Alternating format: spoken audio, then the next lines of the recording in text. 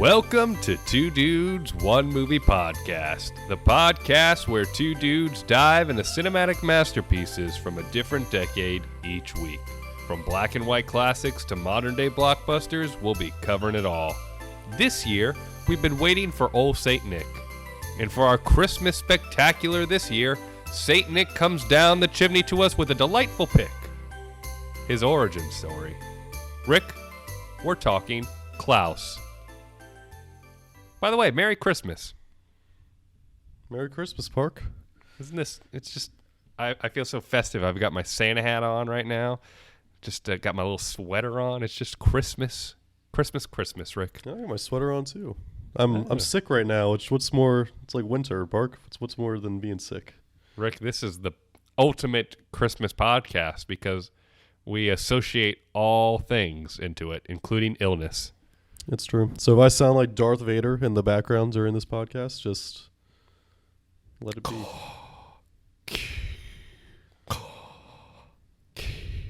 How was that? Was that pretty good? I couldn't even hear you breathe. Does the mic somehow cut out breathing? I don't know. Dude, look at these mics, Park. These mics, we're hardcore. Mics are Rick. incredible. Let's go.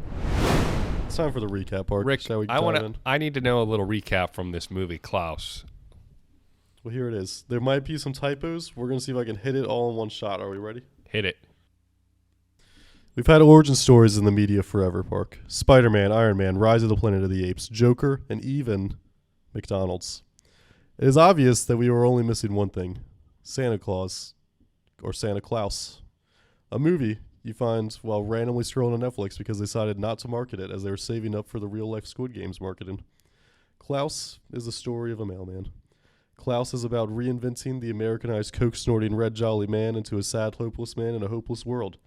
This is the story, Park, of Christmas spirit. Wow. Rick, that was great. You know, before we started this, you were like, oh, shoot, I don't have a recap, and you had to come up with it on the spot. But sometimes you come up with some of your best recaps on the spot. It's true. I feel like the ones that I really think about, I get into writer's block so fast, and then I'm just not good, Park. But, right off the dome, sometime it works. I appreciate all the origin shout-outs, too. Spider-Man, Iron Man, Planet of the Apes, even McDonald's. McDonald's, the founder is the movie specifically. It's a great origin story. I watched that movie when I was stuck in the Reno, Nevada airport for 10 or 12 hours because my flight kept getting delayed. And for those of you who have been in the Reno, Nevada airport, there's not that many restaurants, and one of the only restaurants that was open all day was their McDonald's.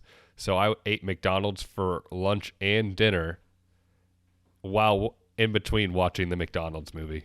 Did you order something different, or did you order the same thing? The exact same thing, Rick. 2 McChickens, no lettuce, a fry, and a large Coke. Didn't even splurge, Park. You just were on the dollar menu. Rick, Man. I was in college still at this time. Do they even have dollar menus at airports? No, I don't think they did. Which actually surprises me, come to think about it, because normally airport McDonald's don't have like a full menu, but I very specifically remember getting McChickens. Park, somehow, like being all cozy, locked in an airport for 12 hours, that's like Christmas to me. I don't know why. That is, feels like Christmas. Getting snowed into your airport. That is a Christmas vibe for a lot of folks out there. It really is. We're bringing all of the elements into this podcast today. What's that Christmas movie of like literally kids that were in an airport? I don't know. I completely forget what it was called. We'll think about it during the time of this podcast. I'll shout Or it out. if one of our listeners out there is aware, let us know in the comments below. We'd love to hear what we are forgetting. Well, Park, this is enough dilly-dallying. It is time for the good, the bad, and the ugly. That's next. Let's do it. I do have to say, though, Rick, isn't Christmas about the dilly-dallying? And the gallivanting? Do you think it's about the gallivanting, too? Yeah, of course. I think so. I don't think you should be upset with us for dilly-dallying. Heck, I hearken it, Rick. I hearken it. You hearken the dilly-dallying. Hearken the dilly-dallying. But you're right, Park. Rick. Why don't you go ahead and give us your goods first? Well, here we go, Park. I did not write extensive notes. I feel like I say this every single time, but today especially because I was focused all of our prep time into my little intro. animation has to be the first note. I feel like whether you hate the movie or like the movie or anything like that, the animation is absolutely stunning. I didn't even write it down. J.K. Simmons is absolutely stunning in this movie. Even though his voice is stunning, Yeah. but he as a person, But he is also stunning. he is also stunning. I absolutely, and I feel like weirdly the ending. So first of all, I feel like you make a good movie if you like Google the movie title Reddit, and all of the Reddit discussions are the only problem I have with blank.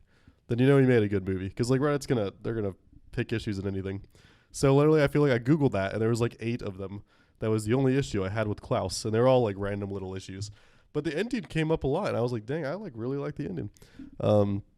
I think the ending ties it together. A lot of people don't like it because Klaus, I guess, in a way, people see it as it's a very like secular origin story for Christmas, and they don't like how the ending gives this nuance of magic, which I think magic is sprinkled out the entire time. So I disagree. I think the ending ties it together emotionally. I think the perfect movie is ones that can make you feel all the emotions, and you really kind of feel this like hint of joy and sadness at the same time with the very like delivery of the last line. I think and just everything about it. Mm-hmm. So love that part. I think the character arcs throughout the movie, especially Jesper, is like wonderfully written. Like has to be some of the best in animated movies. Yeah. No, I totally agree with everything you're saying there. I kind of fall on the ending side a little bit with the Redditors, but not the end, but more or less the very, very end. The final shot just feels very anticlimactic, where it's just kind of like a medium close-up on Jesper where he says his line, which I think the line is great, but I would have loved a little visual pizzazz at the end of maybe like, Klaus's feet come down the chimney or something like that. Some sort of extra visual tease instead of just a bland medium close-up fade to black into movie. Yeah, I can see that too. But overall, I still enjoyed the end, and I agree with you with the magic. I think it is sprinkled throughout the entirety of the film. Although it is, quote-unquote, still a very grounded film for the most part, even though the town itself is over the top and cartoonish in its portrayal, but the reality and laws that govern our world govern that world as well. So, alas, let me stop elaborating on your goods and share my goods, Rick. Give it to me. Because it's Christmas and we're all about the good goods.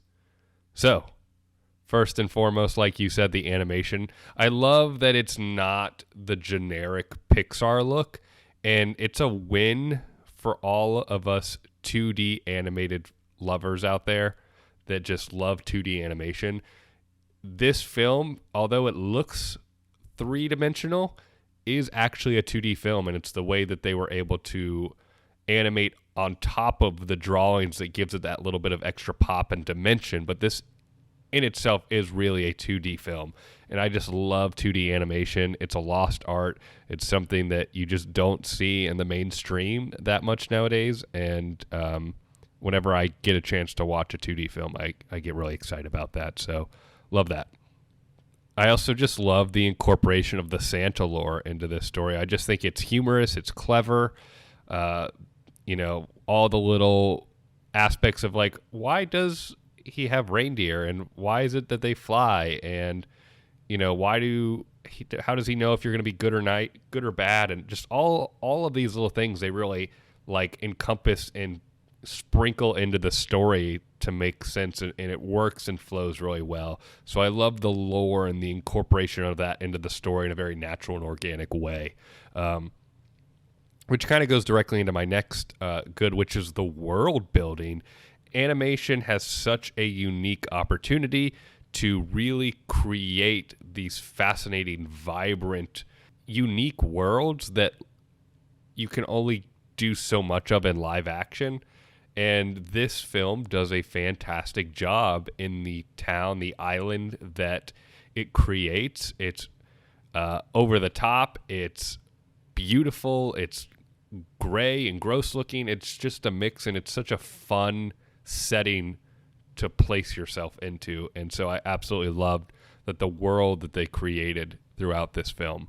And then, like you said, the character arc, specifically Jesper's character arc, just had a phenomenal arc. Nothing too super complex or over the top, but it's very kind of in a lot of ways relatable, especially in today's day and age with the youth. And I'm talking like I'm some boomer, Rick, but just the youth and how this level of entitlement and everything being handed to you. And it really resonated with me. So I really loved the arc, and I think it encompasses a lot of what at least the secular holiday is all about, of good charity, goodwill, all of that fun stuff. So a lot of good in this film. This was a fantastic film. Easily could have been Best Picture of the Year. It was nominated. I love it. Honestly, it's one of my favorite Christmas movies, and one that I try to watch every year now since it's come out. It's a great movie, Park. It is. If you haven't seen this movie, you really need to watch it. It's on Netflix. If you don't have a Netflix account, just sign up for like a week or something and just give it a watch. But like all movies, even if they're good, Park, we got some bads. There are, I suppose. I really struggled, Rick. I sat there. It's like I'm grabbing air.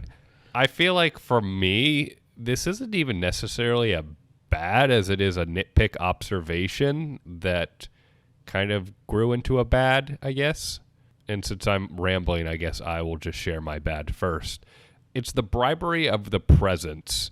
And it's not even that aspect of the film itself, but it's the lack of growth, I think, from the townspeople, because the catalyst for the change and good-heartedness of the town comes from the children getting presents, but they're told they're only going to get presents if they behave and they act good and nice, which has a snowball effect on the rest of the town. But they're never faced with the challenge of not receiving their gifts. And so the message that really is being told is, okay, just bribe your kids and they'll be good. Which is, again, though, like, not to say I don't enjoy the film, not to say that it doesn't work for me at all, but it's something I thought about, something that was pointed out to me and I noticed, and I at least had to make note of in this podcast. The true act of goodwill always sparks another, Park. That was the message. Yeah. I have a bad for you. A very serious one. Hit me with it. Just as Barbie dolls set an unrealistic standard for girls, right? Just as action figures set an unrealistic standard for boys. I think this movie sets an unrealistic standard for simple toys. Park, that frog, the first toy that was given, he wound up that little thing and he was jumping all over the room. It was crazy. It was like his best friend. It's true. I don't think it came with batteries, Rick. I don't think it was a wooden toy. I don't know how that happened, how that works. That's the magic element of the film. I guess so. Even like with batteries, I don't think anyone can make that exact. That frog had some feeling and happiness. It was incredible. Motion sensor detection. It was able to figure out where the walls in the room were. Like, it was more alive than an actual frog. It was incredible. Yeah. So that's fair. That's my bad part, guys. I want good toys. I'm 27, I think. I need good toys, Park. Wow. Rick, I think you're 26, by the way. I'm 27. I'm 26. I'm 27.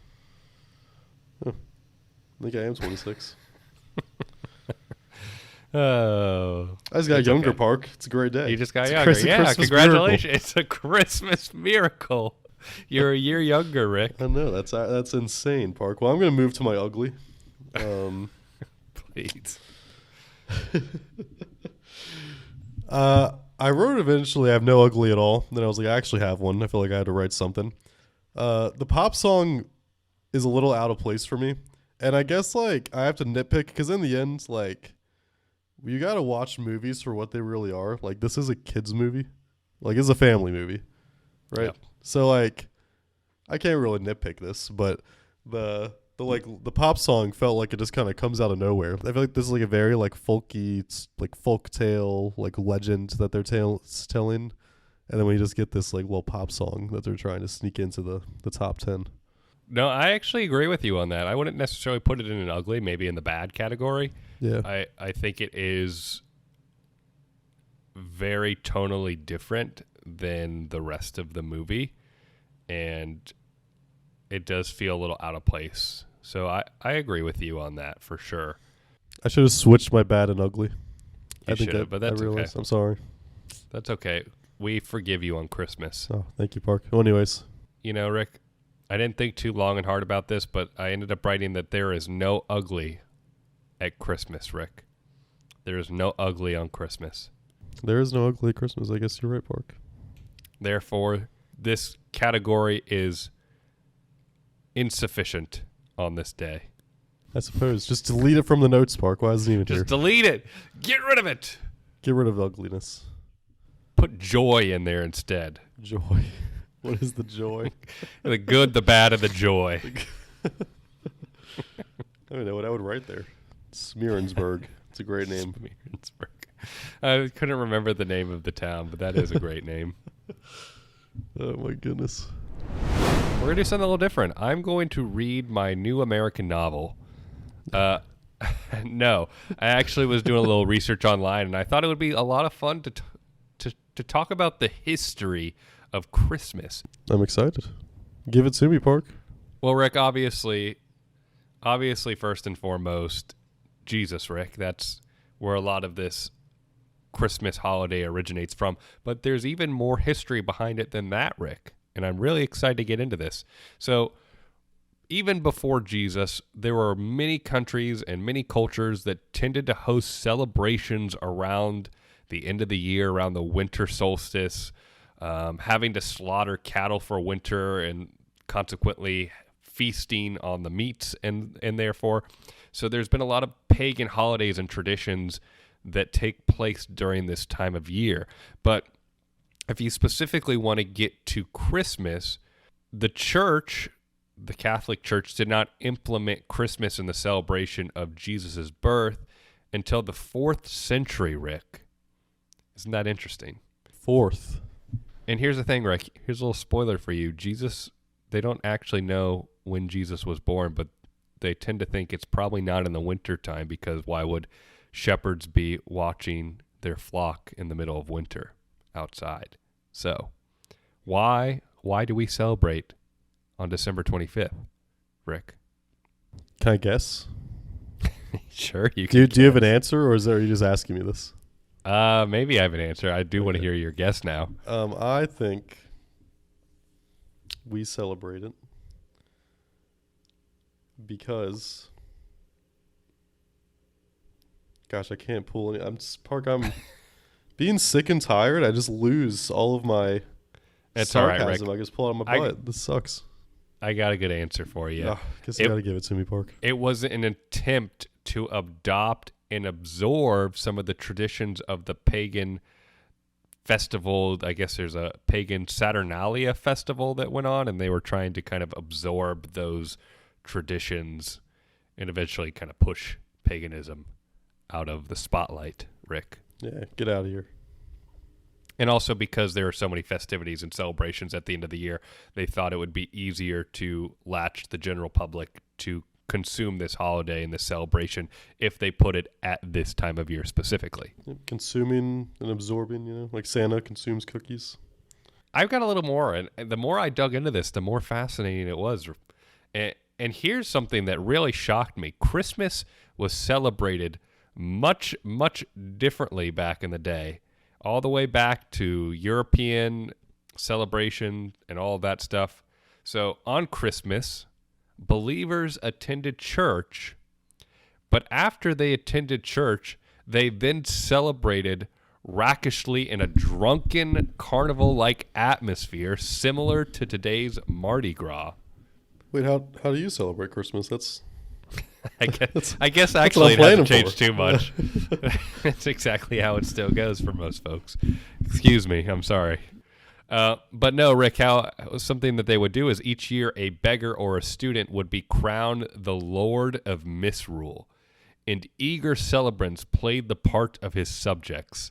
The poor would go to the houses of the rich and demand their best food and drink. If owners failed to comply, their visitors would most likely terrorize them with mischief. I feel like the Lord of Misrule needs to be, you know how like the NFL draft has the what's the Mr. last Irrelevant. pick? Yeah, Mr. Irrelevant. I feel like they need a Lord of Misrule to be. Rick, they did. They used to have a Lord of Misrule. We got rid of it though. We should totally bring the Lord of Misrule back though. I guess for the NFL draft, it would be like the athlete who had like all these drug charges on them throughout college. That's fair. I think for Christmas though, it should just be the person who's the rowdiest at Christmas. I love that. We definitely should bring it back. I'm gonna start bringing it back to modern day now here a little bit. So let's get to America because that's where we're from. We're from America. We care about America. We don't care about the rest of the world. Isn't that right? That's how Americans think, Park. Well, Rick, when the Puritans and the Pilgrims came over to America, they actually did not celebrate Christmas. They were pretty staunch against it. And after the American Revolution, English customs fell out of favor for pretty good reasons, but that included Christmas. And Christmas wasn't declared a federal holiday in America until June 26, 1870, almost 100 years after our country had been formed. It's like 100 years of sadness. 100 years of sadness, indeed.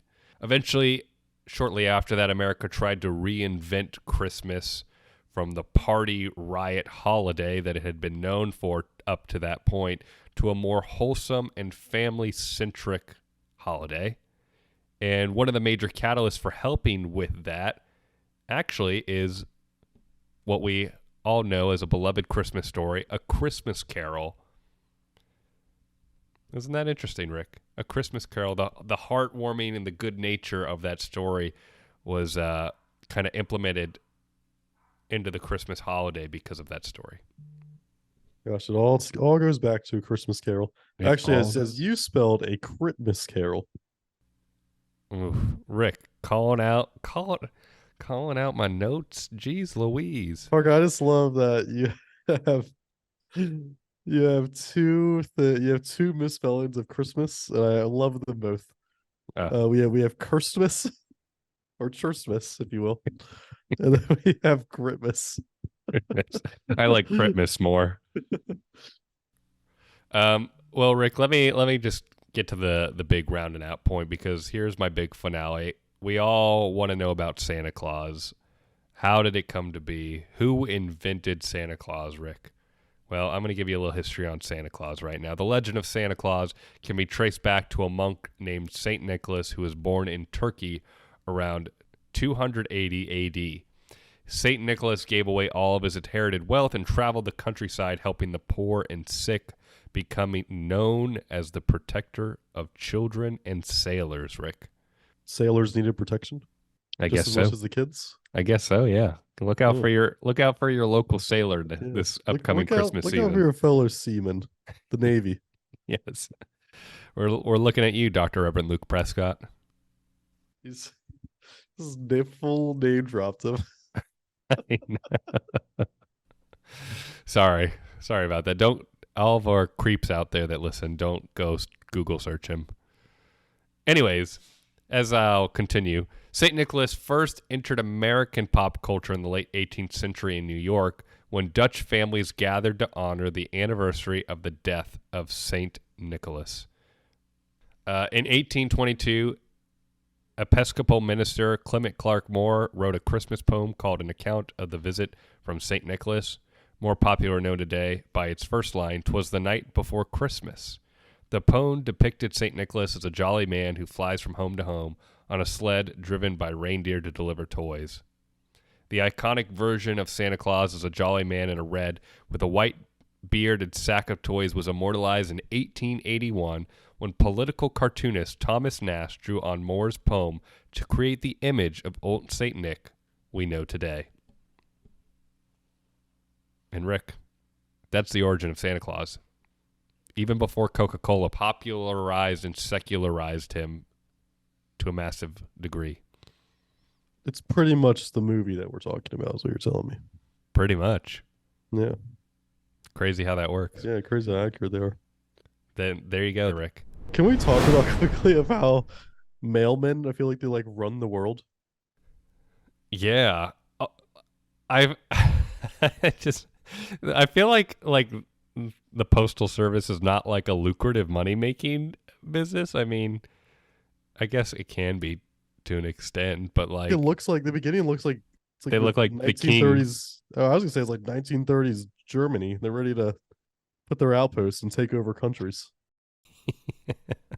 Well, that's just how the postmen roll, Rick. It's true. I mean, in a way, didn't Jesper kind of take over the country he went to? That is true, Park. That's this is getting really dark. Is it Nazis or is it Christmas? Gosh. They're not rewriting Christmas. They're rewriting Germany. World. Oh, Jeez, we're getting dicey. We're getting dicey on Christmas. Good thing there's no ugliness on Christmas, Rick, or this would be a pretty ugly part of our conversation. Rick, before we dig ourselves in a bigger hole and get canceled, why don't we move on to our next segment, which I like to call Christmas Movie or Not. Give it to me, Park. Rick, this is a wonderful segment where I have a list of 5 different movies, and we have to determine whether they are actually Christmas movies or not.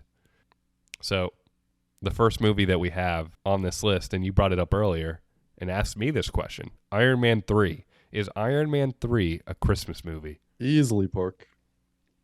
Easily. I'd have to agree as well. It kind of has that Christmas feel to it. The whole story kind of revolves around that holiday as well. I also feel like I feel like if you have like a checklist for like what does a Christmas movie need, I feel like you can kind of hit those points, you know? Yeah, it's basically the same movie as Home Alone. That is true. It's the exact same thing. It's the exact same thing, right? Park, I'm going to ask you the next one because I've never actually seen this movie. Fun fact. Yeah. Park, that is Braveheart. Is Braveheart a Christmas movie? I don't think Braveheart is a Christmas movie, and I'll tell you why, is because I just am now realizing that I should not have written Braveheart, but Die Hard in the spot there. I don't think there's any correlation to Christmas in Braveheart. I was like, I've never watched it, but I was trying to think of like, what do they do in this movie that celebrates Christmas? No. I also love how that's the one I stole from you because you probably would have fixed it. Oof. No, that's a little embarrassing for me, but I guess we can still answer it. No, I don't think Braveheart. I've never seen it, but I don't think it is either. Unless you could, I would love if any of our listeners could create a compelling argument for why Braveheart actually is a Christmas movie. We're all listening now. We're all ears on that one. Rick, why don't we talk about Die Hard as our alternate number 2 pick right there? Well, Park, that's the heated debate that happens every single year, and a lot of overused jokes at this point. I feel like I see it I saw it on a billboard like outside my apartment complex. Yeah, so I thought it'd be great if we spent 20 seconds deciding. I'll give you it in 2 seconds. Yes. No. It was quicker than 2 seconds. No, Park. No, Rick. Oof. But we're not debating today because it's Christmas, so we have to move on. We had to move on. Well, we have Rocky.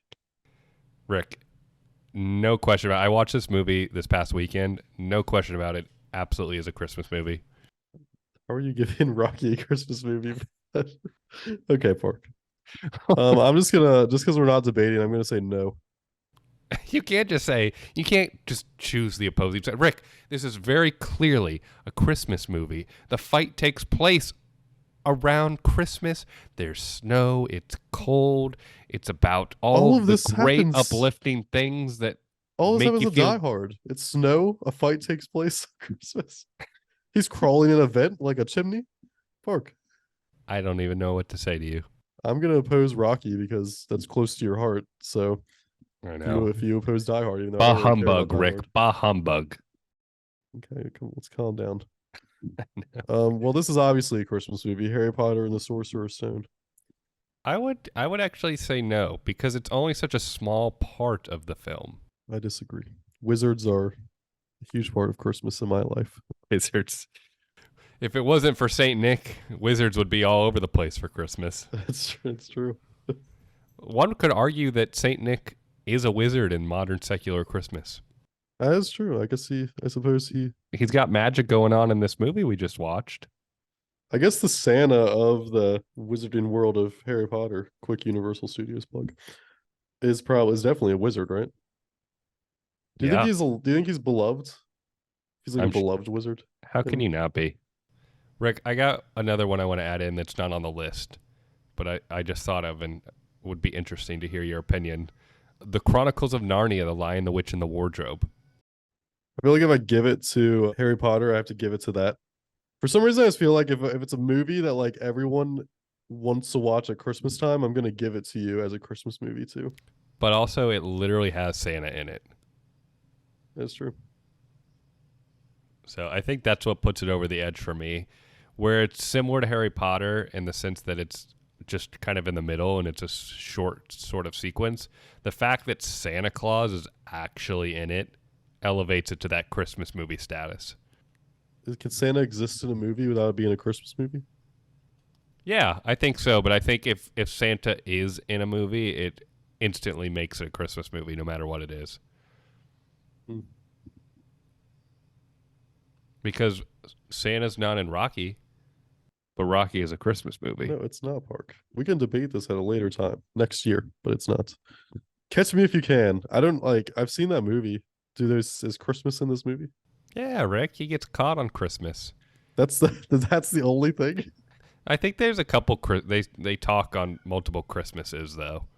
There's like 3 or 4 Christmases in that movie, and I think that makes it a Christmas film because if you can have multiple Christmases in your movie, that makes it Christmas movie.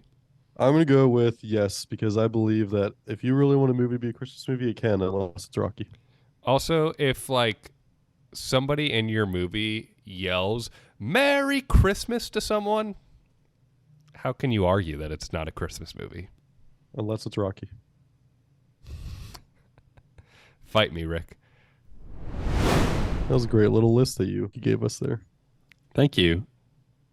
Well, we don't have a closing activity because the only activity you should be doing on Christmas is opening presents. And You're spot on. I felt like it wouldn't be right to have a fun activity because nothing's going to be more fun than spending a beautiful Christmas day with your family and friends. oh man, Rick, would you pass or recommend this film? this is an easy recommend, Park. Good. Good, good, good. It's an easy recommend for me as well. This has all of the beauty to become a modern Christmas classic. The unfortunate thing is behind a paywall on Netflix. All movies are really behind paywalls, aren't they? I guess that's fair. That's why I buy physical media. Park, I have a closing remark. Remark. I guess it's a question, if you will. Okay. Is Okay. this the best property? I won't go property. I'll go movie because they've made really good shows. This is the best movie that Netflix has made. Should we get a list real quick? I can't think of like anything off the top of my head, but no. There's so many fantastic films that Netflix has put out in recent years. They've really tried to invest in some of their high quality award winning films, and so no, it's not. I could say this is probably the best animated film Netflix has ever put out. That's not super hard though. They put out some bad ones. There's a couple of really really good ones too though.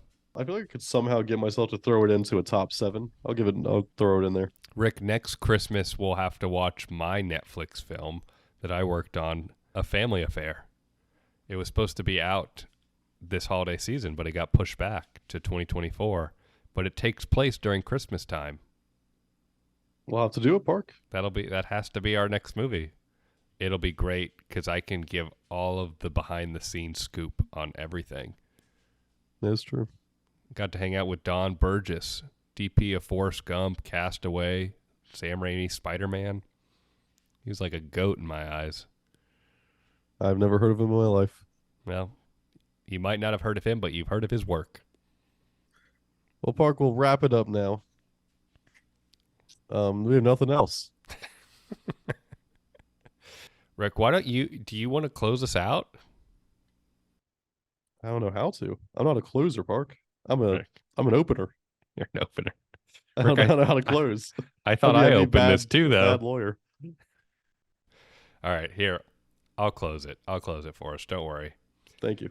Everyone, thank you so much for listening to our podcast. This has been Two Dudes, One Movie Podcast, the podcast where two dudes dive into cinematic masterpieces from a different decade each week. Merry Christmas, happy holidays. See you all in the new year for season 2 of Two Dudes, One Movie Podcast. We got an exciting genre on the horizon for you all. Rick, you and your family have a Merry Christmas as well. Park, you and yours as well. Thanks, everyone, for listening. Go hang out under a mistletoe. Merry Christmas.